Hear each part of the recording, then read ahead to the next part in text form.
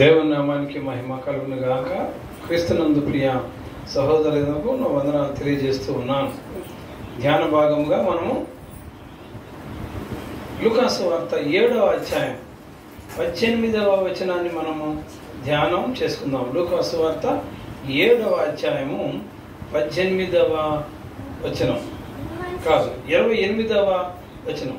స్త్రీలు కనిన వారిలో యోహాను కంటే గొప్పవాడెవడును లేడు, అయినను దేవుని రాజ్యంలో అల్పుడైన వాడు అతని కంటే గొప్పవాడని మీతో చెప్పుచున్నాను అనను. ఇక్కడ ఈ యోహాను అనగానే ఎవరు అనుకుంటామంటే మరి శిష్యుడైన యోహానను, ఇంకా చాలా మంది యోహాను అని పేరు పెట్టుకునే వాళ్ళు ఉంటారు. ఈ యోహాను ఎవరి గురించి మాట్లాడాడంటే బాప్తిసం ఇచ్చి యోహాను అని ఈయనకు పేరు. ప్రభుని యేసుక్రీస్తు పుట్టక మునిపే 6 నెలల ముందుగా పుట్టాడు. యేసుక్రీస్తు రాకడ కోసం అనగా ఆయన ఈ లోకంలోనికి వచ్చిన మొట్టమొదటి రాకడనే మనం క్రిస్మస్గా జరుపుకుంటాం. అయితే యేసయ్య ఈ లోకంలోనికి వచ్చి దేవుని పరిచర్య చేసేయటానికి ముందుగా యోహాను పంపబడ్డాడు. ఆయన మార్గం సరళం చేయడానికి యోహాను ప్రత్యేకించబడ్డాడు. ఆ విషయం మరి దేవదూత ద్వారా మరి యోహాను యొక్క తల్లిదండ్రులైనటువంటి వారు అనగా మరి ఇక్కడ మనం చూసినట్లయితే లూకాసు వార్త మరి మొదటి అధ్యాయంలోనే ప్రభువైన యేసుక్రీస్తు గురించిన జన్మ దిన రహస్యం కన్యకు మరియకి చెప్పిన తర్వాత, అలాగే ఇక్కడ ఏం చెప్తానంటే ఈ 36వ వచనంలో, మరియు నీ బంధువురాలకు ఎలిజబెత్ కూడా తన వృద్ధాప్యమందు ఒక కుమారుని గర్భం ధరించినది, గొడ్రాలు అనబడిన ఆమెకు ఇది 6వ మాసము. ఇక్కడ మరి యోహాను పుట్టు గురించి కూడా మాట్లాడుతున్నటువంటి మాట. ప్రభువైన యేసుక్రీస్తు కన్నా ముందు 6 నెలలు పుట్టాడనమాట. ఈ మాట తెలిసిన తర్వాత ఇక్కడ అదే 1వ అధ్యాయంలో మనం చూస్తే దూత ద్వారా చెప్పబడినటువంటి వర్తమానం విని మరియా ముందుగా భయపడింది. ఆ తర్వాత తన బంధువురాలైనటువంటి ఎలిజబెత్ దగ్గరికి మరి వచ్చినప్పుడు అక్కడ జరిగినటువంటి విషయం ఏంటంటే, ఎలిజబెత్ అన్న మాట 39వ వచనం నుంచి, ఆ దినముల యందు మరియ లేచి యూదా ప్రదేశంలోని కొండ సీమలోనున్న ఒక ఊరికి త్వరగా వెళ్ళి జకర్యా ఇంటిలో ప్రవేశించి ఎలిజబెత్కు వందనము చేసెను. అంటే ఈ జకర్యా ఎలిజబెత్కు పుట్టిన కుమారుడు యోహాను. ఈ ఎలిజబెత్ గర్భంతో ఉన్న సమయంలో మరి మరియ వచ్చినప్పుడు మరియ యొక్క వందన వచ్చిన వినగానే ఆమె గర్భములో ఉన్న శిశువు గంతులు వేసెను. అనగా ఎవరు? ఎలిజబెత్ గర్భములో ఉన్న యోహాను గంతులు వేసిన. అంతటా ఎలిజబెత్ పరిశుద్ధాత్మతో నిండుకొన్నదై బిగ్గరగా ఇట్లనెను, స్త్రీలలో నీవు ఆశీర్వదించబడినదానవు, నీ గర్భఫలము ఆశీర్వదించబడును. నా ప్రభువు తల్లి నా ఎదుకు వచ్చుట నాకు ఎలాగూ ప్రాప్తించను. ఇదిగో నీ శుభవచనం నా చెవిన పడగానే నా గర్భములోని శిశువు ఆనందముతో గంతులు వేసెను. యోహాను గురించి ఇప్పుడు మనం మాట్లాడుకున్నాం కాబట్టి, ఈ యోహాను 6 నెలల వయసు ఉన్నటువంటి పిండంగా ఎలిజబెత్ గర్భంలో ఉన్నాడు. మరియ తల్లి రాగానే అప్పటికే మరియకి మరి గర్భం ధరించింది. మరి సుమారు 3 నెలలు అనుకోవచ్చు. ఆ మరియ గర్భవతిగా ఉంది, ఎలిజబెత్ గర్భవతిగా ఉంది. వీరిద్దరూ ఎదురుపడినప్పుడు మరియ వందనం చెప్పగానే ఎలిజబెత్ కూడా వందనం చెప్పింది. ఈ తల్లులిద్దరూ వందనాలు చెప్పుకున్నారు. అయితే లోపల ఇద్దరి గర్భాల్లో ఉన్నటువంటి ఈ పిండాగా ఉన్నటువంటి యోహాను యేసయ్య కూడా సంతోషంతో గంతులు వేశారంట. ఏమన్నా గమనించారా? మరి ఎందుకని చాలా మంది గర్భిణీ స్త్రీలుగా ఉన్నటువంటి వారితో మీరు మాట్లాడండి, బాగా తంతున్నాడయ్యా ఈయన ఇటు నుంచి అంటే కాలుతో అటు దంతం ఇది దంతం చేస్తారు కదా, అంటే కడుపులో గంతులు వేస్తాడంటే ఆనందంతో గంతులు వేశారంటే.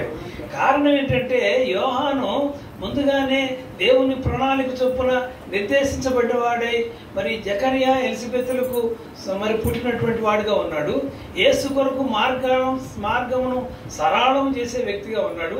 యేసును ప్రకటించిన వ్యక్తిగా ఉన్నాడు. అరణ్యంలో యేసుక్రీస్తును ప్రకటించిన వ్యక్తిగా ఉన్నాడు. ఈ యోహాను మరి పుట్టక మునిపే యేసుక్రీస్తుని గుర్తించి సంతోషంతో గంతులు వేసినట్లుగా చూస్తున్నాం. ఆ తర్వాత ఆయన పుట్టిన తర్వాత కనుక మనం చూస్తే ఇది యోహాను సువార్తలో మరి 3వ అధ్యాయం చూద్దాం. యోహాను సువార్తలో 3వ అధ్యాయంలో ఒక చక్కని మాట ఒకటి మనం చూస్తాం.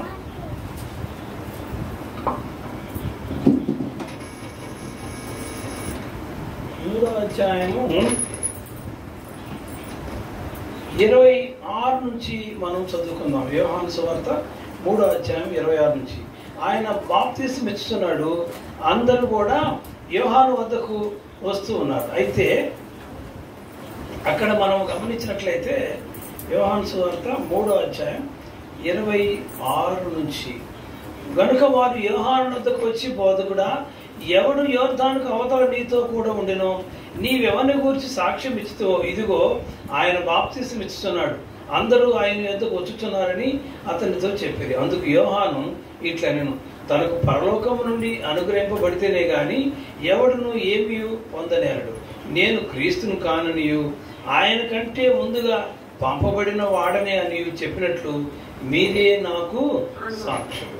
పెండ్లి కుమార్తె గలవాడు పెండ్లి కుమారుడు అయితే నిలువబడి పెండ్లి కుమారుని స్వరము విని స్నేహితుడు ఆ పెండ్లి కుమారుని స్వరము విని మిక్కిలి సంతోషించును. ఈయన సంతోషము పరిపూర్ణమై ఉన్నది. ఆయన హెచ్చవలసి ఉన్నది, నేను తగ్గవలసి ఉన్నది. బాప్తిసం అందరికి ఇస్తుంటే ప్రభువైన యేసుక్రీస్తు కూడా మరి బాప్తిసం పొందడానికి వచ్చాడు. అయ్యా, నేను నీ చేత బాప్తిసం తీసుకోవాలి కానీ నువ్వు నా చేత బాప్తిసం తీసుకుంటావేంటి అని చెప్పేసి అడిగినప్పుడు అప్పుడు అన్నాడు, లోకరీతిగా ఆచార ప్రకారం ఇలాగూ నీవు కాన్యము అని చెప్పేసి ఇక్కడ చెప్పినట్లుగా మనం చూస్తూనే ఉన్నాం. అయితే యేసుక్రీస్తు బాప్తిసం ఇవ్వటం, ఆకాశం తెరవబడటం, పరిశుద్ధాత్మ దేవుడు ఇదిగో ఈయన నా ప్రియ కుమారుడు, ఈయన యందు నేను సంతోషిస్తున్నానని చెప్పటం, ఇవన్నీ కూడా తెలిసినటువంటి మాటలే. అయితే కొద్ది కాలం అయిన తర్వాత యోహాను యొక్క శిష్యులు వచ్చి, అయ్యా నువ్వు యేసుక్రీస్తుకు బాప్తిసం ఇచ్చావు కదా, ఆయన యోర్దానుకు అవతల ఆయన కూడా బాప్తిసం వస్తున్నాడు, ఆయన జనం చాలా మంది ఆయన వద్దకు వెళుతున్నారు అని చెప్పాడు. కానీ నిజం చెప్పాలంటే యేసుక్రీస్తు ప్రభువారు ఎవరికి కూడా బాప్తిసం ఇవ్వలేదు, యోహాను మాత్రమే ఇచ్చాడు. కానీ యేసుక్రీస్తు ప్రభువారు దేవుని యొక్క బోధనలన్నీ చెప్తున్నటువంటి మాటకి జనమందరూ కూడా ఆయన దగ్గరికి వస్తుంటే ప్రజలు అనేక మంది ఆయన దగ్గరికి వెళ్తున్నారయ్యా అని అన్నప్పుడు ఈ యోహాను ఏమన్నాడంటే, అయ్యా ఆయన క్రీస్తు, నేను క్రీస్తును కాను అన్నాడు. బాప్తిసం ఇచ్చేటువంటి సమయంలో ఏమన్నాడు, నేను మీ చెప్పుల వారు విప్పడానికి కూడా యోగ్యుడనిగా, అంటే అంతగా తను తగ్గించుకున్నాడు. నేను యేసుక్రీస్తుని కాదు, ఆయనే యేసుక్రీస్తు, ఆయన కంటే ముందు పంపబడిన వాడను, ఆయన చెప్పుల వారు విప్పటానికి కూడా నీ యోగ్యుడిని కాదు, ఆయన హెచ్చవలసి ఉన్నది, నేను తగ్గవలసి ఉన్నది, ఇన్ని మాటలు చెప్పాడు. బాగుంది. అంటే ఏంటి, అప్పటిదాకా యోహాను ఆత్మచేత నడిపించబడుతున్నటువంటి వ్యక్తిగా ఉన్నాడు. ఇన్ని అయిపోయిన తర్వాత అలా కొంతకాలం జరిగిన తర్వాత ఏమవుతుంటే మత్తయి సువార్త 11వ అధ్యాయం 2వ వచనంలో కనుక మనం చూస్తే, మత్తయి సువార్త 11వ అధ్యాయం 2వ వచనంలో,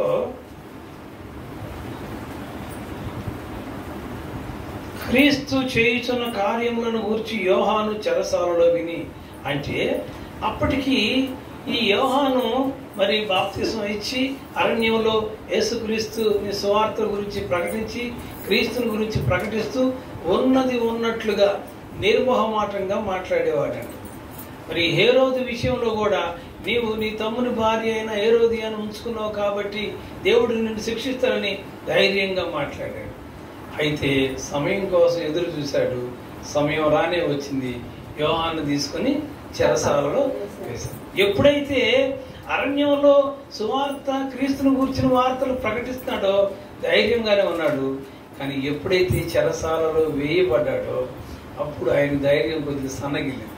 ఆయన దగ్గర కూడా శిష్యులు కొంతమంది వచ్చాయా, ఇదిగో యేసుక్రీస్తు పలానా చోట బోధనలు చేస్తున్నారు, ప్రజలందరూ కూడా ఆయన ఎదురు వెళ్తుంటే అప్పుడు ఈయన ఏం చేశారంటే ఒక 2 శిష్యుల్ని యేసయ్య దగ్గరకు పంపించి కనుక్కొని రండి పొమ్మని చెప్పి పంపించింది. ఏమని, క్రీస్తు చేయుచున్న కార్యములను గూర్చి యోహాను చెరసాలలో విని, రాబో వాడవు నీవేనా, మేము మరి యొక్కను కనిపెట్టవలనా అని ఆయన అడుగుటకు తన శిష్యులను పంపెను. యేసు వారిని చూచి మీరు వెళ్ళి విన్నవాటిని కన్నవాటిని యోహానుకు తెలుపుడి. గ్రుడ్డివారు చూపు పొందుతున్నారు, కుంటివారు నడుస్తున్నారు, కుష్ఠరోగులు శుద్ధులగుచున్నారు, చెవిటివారు వినుచున్నారు, చనిపోయిన వారు లేపబడుచున్నారు, బీదలకు సువార్త ప్రకటించబడుచున్నది. ఇవన్నీ మీరు చూశారు కదా. ఇవన్నీ కూడా యోహాను యొద్దకు వెళ్ళి చెప్పమని చెప్పినట్లుగా మనం చూస్తూనే ఉన్నాం. అయితే యేసుక్రీస్తు రాకడకు ముందు జరగవలసినటువంటి సంభవాలను గురించి ప్రవచన రూపముగా యెషయా గ్రంథంలోనే వ్రాయబడి ఉన్నట్లుగా మనం చూస్తూ ఉన్నాం. యెషయా గ్రంథంలో మరి 35వ అధ్యాయంలో మనం చూస్తే 35వ అధ్యాయంలో 4వ వచనం చూద్దాం. భయపడక ధైర్యముగా ఉండుడి, ప్రతిదండన చేయుటకై మీ దేవుడు వచ్చుతున్నాడు. ప్రతిదండనను దేవుడు చేయదగిన ప్రతీకారమును ఆయన చేయును. ఆయనే వచ్చి తానే మిమ్మలను రక్షించును. గుడ్డివారి కన్నులు తెరవబడును, చెవిటి వారి చెవులు విప్పబడును, కుంటివాడు దుప్పివలే గంతులు వేయును, మోగవాని నాలుక పాడును, అరణ్యంలో నీళ్లు ఉబుకును, అడవిలో కాలువలు పారును. ఇలాగా యేసుక్రీస్తు రావడానికి అంటే మొదటి రాకడలో ముందుగానే యేసుక్రీస్తు గురించిన చెప్పబడినటువంటి మాటలు యెషయా గ్రంథంలో చదివాం. అయితే అవన్నీ కూడా ఇక్కడ మత్తయి సువార్త 11వ అధ్యాయంలో నెరవేరినట్లుగా చూస్తున్నాం. అవే మాటలు ఇక్కడ మరి యోహాను శిష్యులు కూడా చెప్పినట్లుగా మనం చూస్తూ ఉన్నాం. ఆ మాటలే మరి ఏం చెప్పారు ఇక్కడ? గుడ్డివారు చూపు పొందుతున్నారు, కుంటివారు నడుస్తున్నారు, కుష్ఠరోగులు శుద్ధులగుతున్నారు, చెవిటివారు వినుచున్నారు, చనిపోయిన వారు లేపబడుతున్నారు, బీదలకు సువార్త ప్రకటించబడుతున్నది. ఈ రీతిగా మరి యేసుక్రీస్తుని గురించి చెప్పబడినటువంటి ప్రవచనం యెషయా గ్రంథంలో చెప్పబడింది. యేసుక్రీస్తు వచ్చిన తర్వాత నెరవేరింది. ఈ విషయాలన్నీ అయ్యా మీ గురువు గారైన యోహానుకి చెప్పండి అని చెప్పి పంపిస్తే అప్పుడు యోహాను ఆ మాటలు విని మరి ఆ తర్వాత యేసుక్రీస్తుని నమ్మాడు. ఇక్కడ అర్థం కాని విషయం, అయోమయంగా ఉన్న విషయం ఏంటంటే యోహాను గర్భంలో ఉన్నప్పుడే యేసుక్రీస్తుని గురించి చూసి గర్భంలో ఉన్న మరియ గర్భంలో ఉన్న యేసుని చూసి సంతోషంతో గంతులు వేశాడు. తర్వాత యేసుక్రీస్తుకు బాప్తిసం ఇచ్చేటప్పుడు అయ్యా నువ్వు హెచ్చవలసి ఉన్నది, నేను తగ్గవలసి ఉన్నది, నీ చెప్పులు వారు విప్పడానికి నేను యోగ్యుడని కాను అన్నాడు. అదే శిష్యుడు అడిగినప్పుడు ఏమన్నాడు? నేను క్రీస్తును కాను, ఆయన కంటే ముందుగా వచ్చిన వ్యక్తిని, ఆయన మార్గము దారిని సరళం చేసే వ్యక్తిని. అండ్ మంత్రి గారు వస్తే పైలట్ వచ్చినట్టుగా ఈయన ముందుగా వచ్చినట్టు వ్యక్తిని అన్నీ చెప్పుకున్నాడు. ఇన్ని చేసిన తర్వాత ఎప్పుడైతే మరి చెరసాలలో వేయబడ్డాడో అప్పుడు లేనిపోయిన ఆలోచన వచ్చింది. చాలా మంది కూడా దేవుని చేత బాగా వాడబడి పరిచయం చేసినటువంటి వాడు కూడా మరి ఏదంటారు చూసారా, బాగా చదువుకున్న తర్వాత కాకరకాయ అనమంటే కేకరకాయ అంటారట ఎవరు.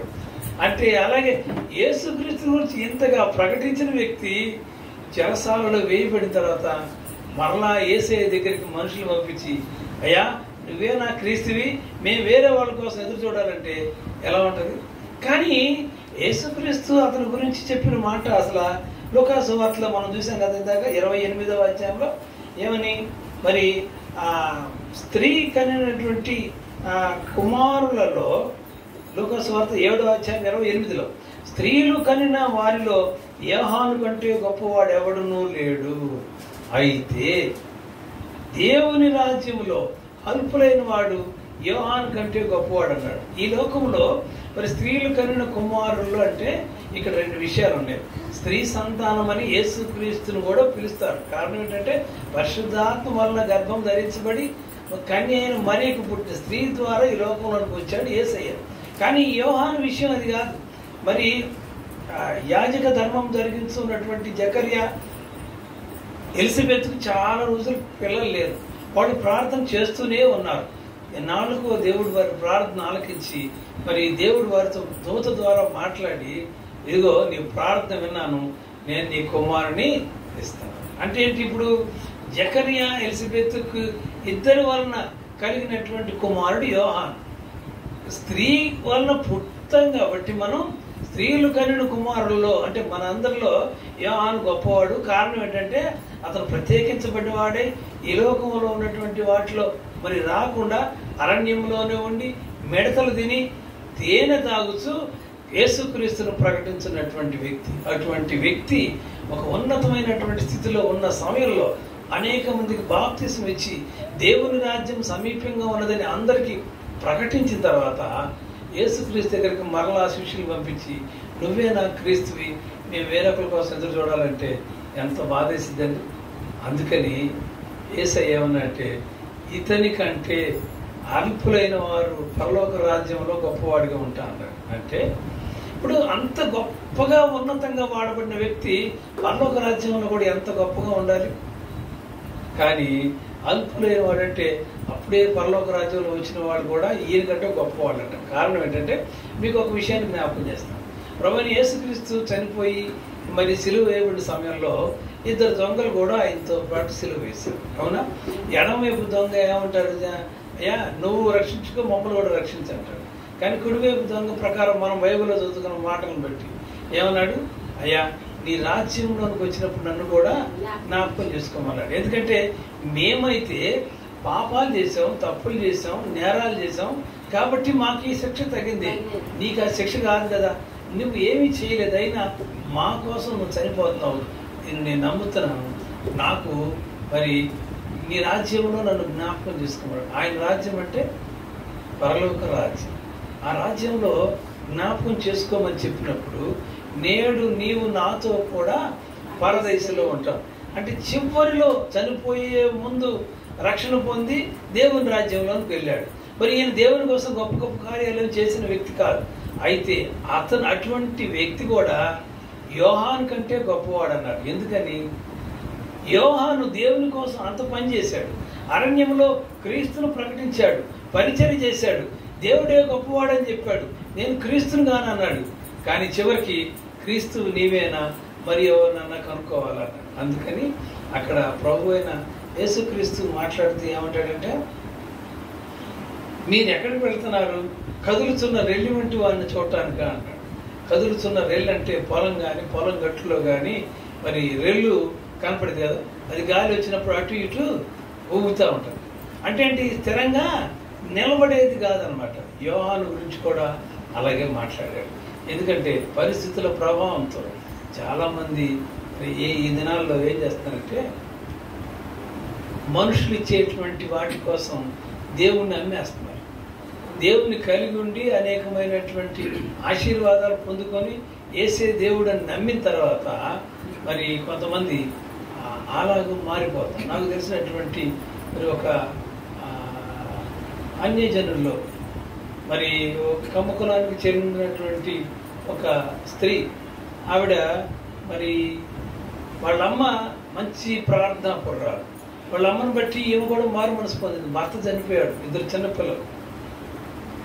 అయితే ఏసే దేవుడని నమ్మింది. అంత కష్టకాలంలో పిల్లల్ని, చిన్న పిల్లల్ని పెంచి పెద్ద చేసుకుంది, బాగానే ఉంది. ఇప్పుడు ఆ పిల్లలు పెరిగి పెద్ద అయ్యారు, మరి ఉద్యోగాలు వచ్చినాయి. ఒకడు అమెరికా వెళ్ళాడు, ఒకడు ఇక్కడెక్కడ ఉద్యోగం చేస్తున్నాడు. ఈ డబ్బుకు లోటు ఏమీ లేదు.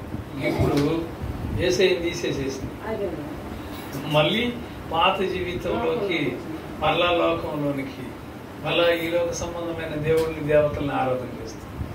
వాళ్ళ గురించి దేవుడు ఏం సాక్ష్యం చెబుతారండి ఒకసారి జ్ఞాపకం చేసుకున్నాడు. నేను మరి ఇప్పుడు 37 సంవత్సరాలు ఉద్యోగం చేసి రిటైర్ అయిన తర్వాత దేవుని పరిచర్య చేయాలి, దేవుడు నన్ను ఎంతగా కాపాడారు కాబట్టి నేను చేస్తానని చెప్పాలి.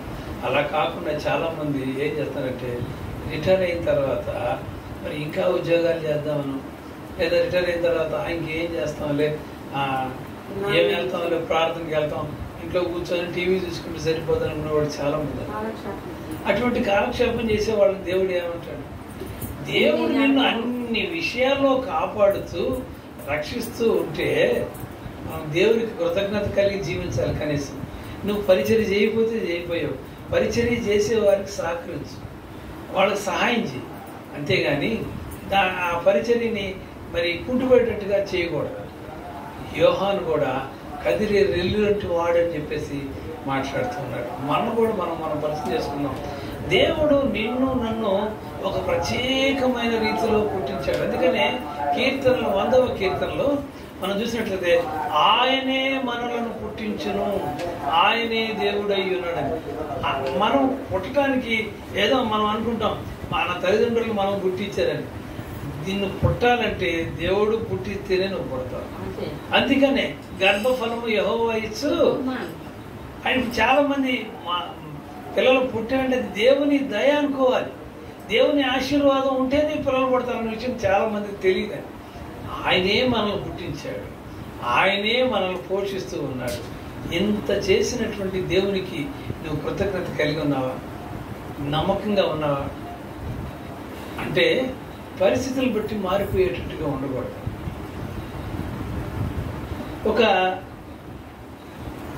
కాకంట పొరపాటున సున్నం కొండలో పడిందంట.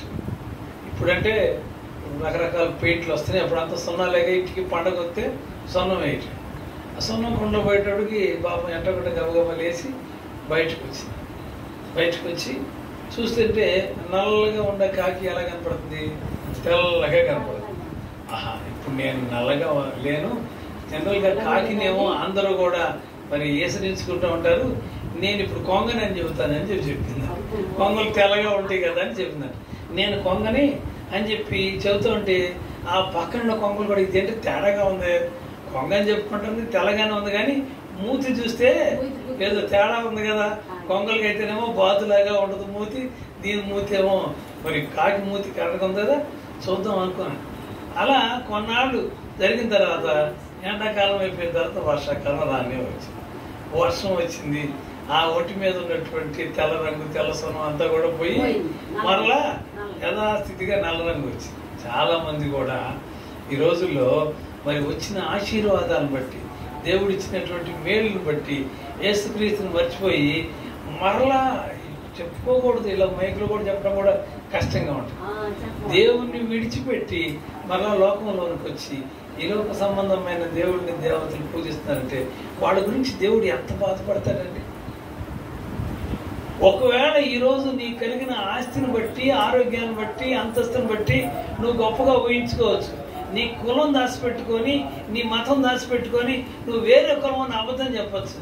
కానీ ఒకనాటికి అది బయటపడి అప్పుడు కాకి రంగు మారినంత మాత్రాన కొంగ చెప్పుకుంటుందా, దాని అసలు రంగు బయటపడింది. చాలా మంది కూడా మరి ఎప్పుడు మళ్ళీ దేవుడు గుర్తొస్తాడంటే ఎప్పుడైతే ఆరోగ్యం క్షీణించుద్దో, ఎప్పుడైతే అప్పులు వస్తాయో, ఎప్పుడైతే ఆర్థిక ఇబ్బందులు వస్తాయో, ఎప్పుడైతే కుటుంబ సభ్యుల నుంచి నిరాదరణకు గురవుతారో, ఎప్పుడైతే నిందలు అవమానాలు వస్తాయో, దేవా నన్ను క్షమించయ్యా, నేను నిన్ను విడిచిపెట్టానయ్యా, నాకు తగిన శాస్తే జరిగింది, నన్ను క్షమించే అని వస్తారు. కనుక యోహాను అంత గొప్పవాడే చెరసాలలో వేయబడినప్పుడు తను మనసు చెలించిపోయి క్రీస్తుని గురించిన సమాచారాన్ని మరలా మర్చిపోయి నువ్వేనా క్రీస్తు అని అడిగాడు. కానీ అటువంటి స్థితిలో మనం ఉండదు. ఒకసారి దేవుని నమ్ముకున్నామంటే, అందుకని ఒక విషయం అయితే చాలా మంది చెప్తారు, మరి పుట్టు క్రైస్తవులుగా చెప్పుకున్నటువంటి వారు దేవుని నమ్ముకుంటారు, కొన్నాళ్ళు ఇక్కడ ఉంటారు, ఆదివారం చర్చిలో ఉంటారు, సోమవారం నుంచి మరల లోకంలో ఉంటారని. కానీ అన్యుల్లో నుంచి దేవుల్లోకి వచ్చినటువంటి వారు ఒకసారి వస్తే మరలా చనిపోయిన దాకా దేవుల్లోనే గడుపుతారంట. దేవునికి స్తోత్రం చెల్లిద్దాం. హల్లెలూయా. చూసారా? అంటే ఏంటి? ఏమండి, భార్య పెళ్లి చేసుకున్నాం, జీవితకాలం అంతా ఆమె భార్య. దేవుడు కూడా అంతేనండి. నేను దేవుడు నేను నమ్ముకున్నాను, నేను చనిపోయిన దాకా ఏసీ నా దేవుడు, అలాగే నేను చెప్పాలి. అంతేగాని క్షణక్షణం పరిస్థితులను బట్టి మారిపోతే అది సరైనటువంటి పద్ధతి కాదు. మరి ఇక రేపటి నుంచి క్రిస్మస్ నెల ప్రారంభం అవుతుంది. క్రీస్తు పుట్టుక గురించి అనేకమైన వర్తమానాలు వెళ్ళబోతా ఉన్నాం. సెమీ క్రిస్మస్లని ఆయా స్కూల్స్లో, కాలేజెస్లో, మరి ఆయా గ్రామాల్లో కూడా పెడతా ఉంటారు. మనం కూడా మరి 20వ తారీఖు పెడదాం అనుకుంటున్నాం. అయితే దానికి ముందుగా మనం తెలుసుకోవాల్సిందంటే, నీవు నేను ఆయన బిడ్డలమై ఉన్నాం. ఆయన మనలను పుట్టించాడు. మనము కూడా దేవుని ప్రణాళిక చొప్పున వచ్చాం కాబట్టి దేవుని కోసం మనం ఏం చేద్దాం. యోహాను కూడా దేవుని ప్రణాళిక చొప్పున మరి పుట్టాడు, ఈ లోకంలో దేవుని క్రీస్తును ప్రకటించాడు. కానీ పరిస్థితులను బట్టి చెరసాలలో వేయబడిన తర్వాత మరి మరలా క్రీస్తుని గురించిన సమాచారాన్ని మర్చిపోయాడు. అందుకని ఆయన గురించి తెలియజెప్పిన మాట ఎంత బాధాకరమైన విషయం. పరలోక రాజ్యంలో అనగా దేవుని రాజ్యంలో ఆయన కంటే అల్పులైన వారు గొప్పవారుగా పిలువబడ్డారు. మనం ఒకసారి వెలిగించబడితే చనిపోయిన దాకా మనం వెలుగుతూ ఉండాలి, ఇతరులను వెలిగించే వారిగా ఉండాలి. ఒకసారి రక్షణ పొందిన తర్వాత మరలా పడిపోయేటువంటి స్థితిలోకి రాకూడదు. ఒకసారి నువ్వు దేవుని అంగీకరించిన తర్వాత నీ మరణ పర్యంతం వరకు జీవించి ఉన్నంత కాలం యేసుక్రీస్తే నా దేవుడని ఇతరులను చెప్పాలి. అలా చెప్పడానికి పరిశుద్ధాత్మ దేవుడు మనకు సహాయం దయచేయను గాక. ఆమేన్. దేవుడి వాక్య భాగం దీవించును గాక. ఆమేన్. చిన్న మాట ప్రార్థన చేసుకుందాం. స్తోత్రం నాయన, స్తోత్రం స్తోత్రం స్తోత్రం. ప్రభా, యోహాను మీరు ముందుంచారు.